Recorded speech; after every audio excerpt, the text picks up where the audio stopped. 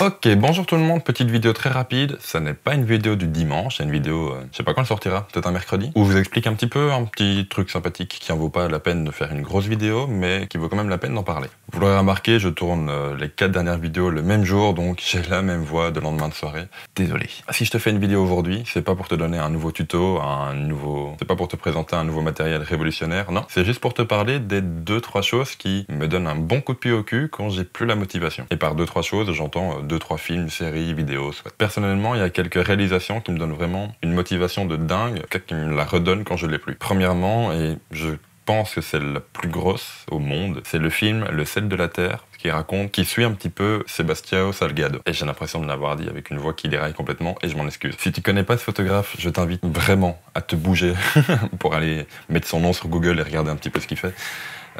C'est vraiment un très très bon photographe, je pense que c'est un de mes préférés, si pas mon préféré. Je suis genre tellement fan de son rendu, de ses noirs et blancs et de la manière dont il aborde ses photos. C'est de base quelqu'un qui n'est pas photographe, qui a étudié un petit peu l'homme, alors je sais plus exactement le nom que l'on dit pour ses études, non je sais plus, bref. Et il étudie l'économie, etc. Et il s'est dit, bah, avec toutes les connaissances que j'ai, au final, pourquoi ne pas prendre un appareil photo et aller raconter un petit peu tout ça. C'est quelqu'un qui voyage beaucoup, énormément, forcément. C'est quelqu'un qui du coup va t'inspirer en te disant, bah, pars en Afrique, part dans des pays un peu lointains et va explorer. T'en as pas toujours le choix, on va bien se l'avouer, hein. Il y a quelques chanceux qui le font, mais monsieur tout le monde, dont je fais partie, n'a pas la chance de bouger à ce point. Un jour, qui sait.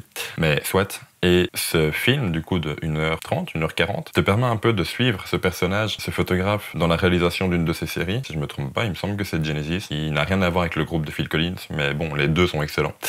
Et il te donne un peu ses états d'âme, il te donne un peu son état d'esprit lorsqu'il est sur le terrain en même temps. Et je trouve que, personnellement, en tout cas, moi ça me remotive énormément d'avoir quelqu'un de si inspirant.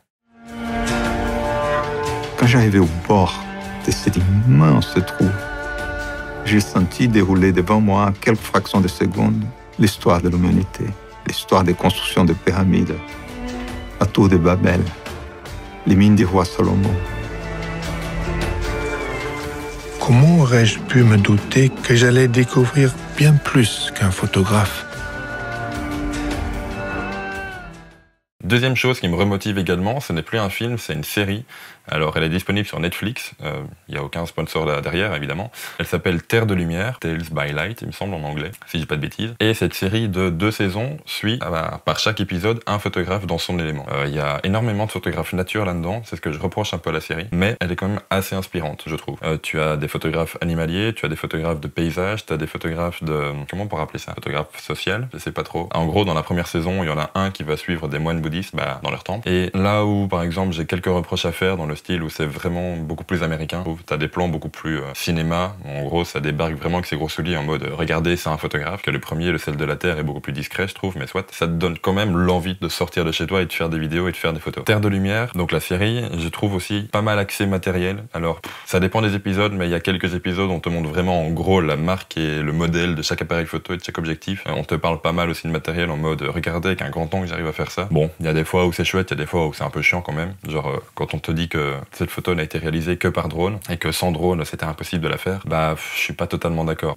Pour moi le matériel fait pas tout, genre vraiment, et même si effectivement dans ce cas-là le drone a été vachement utile, il y a quand même moyen de faire une photo. Évidemment pas la même, hein, tu sais pas non plus te mettre au point de vue du drone, mais il y a quand même moyen de faire des photos sans drone, mais bref. Donc cette série m'inspire quand même pas mal, il y a comme je vous l'ai dit 2 saisons, la première chaque épisode est concentré sur un ou une photographe, ça fait du bien, il y a des femmes dedans, et dans la deuxième saison c'est 2 épisodes par photographe.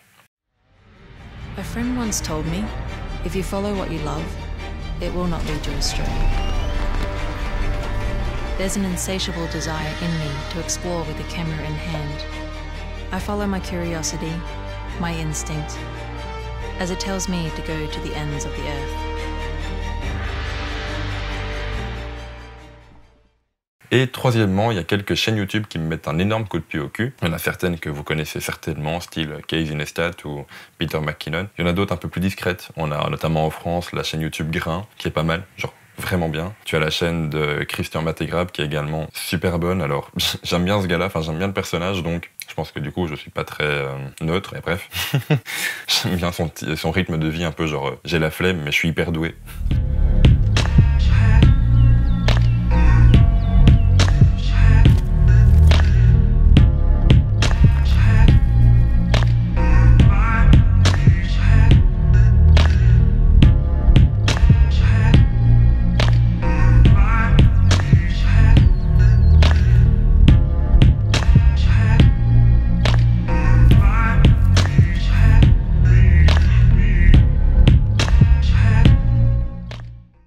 here speaks to me the most of everything I saw and captured while spending time in Kenya.